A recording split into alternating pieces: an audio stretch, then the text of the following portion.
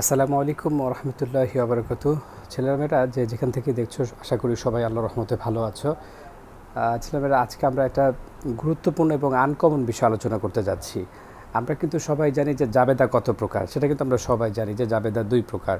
একটা হচ্ছে বিশেষ জাবেদা আর একটা হচ্ছে প্রকৃত জাবেদা। হ্যাঁ, তো এখন আমাদেরকে যদি প্রশ্ন আসে যে জাবেদা দাখিলা কত প্রকার, তাই না? জাবেদা কত প্রকার আর জাবেদা দাখিলা কত প্রকার সেটা কিন্তু এক না।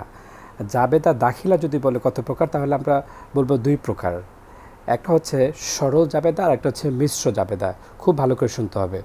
যে সকল জাবেদায় দুইটা হিসাব, অর্থাৎ নগদান হিসাব ডেবিট, বিক্রয় হিসাব ক্রেডিট, এখানে দুইটা হিসাব আছে, এটা হচ্ছে সরল জাবেদা বা সরল দাখিলা। ওকে, সরল দাখিলা বলবে এটাকে। আর যদি কোনো জাবেদায় একাধিক ডেবিট অথবা একাধিক ক্রেডিট থাকে, তাহলে ওইটাকে বলে মিশ্র জাবেদা। যেমন ধরো পণ্য ক্রয় নগদে 50% এবং চেকে 50%, তাহলে ক্রয় হিসাব ডেবিট, নগদান হিসাব ক্রেডিট, ব্যাংক হিসাব ক্রেডিট।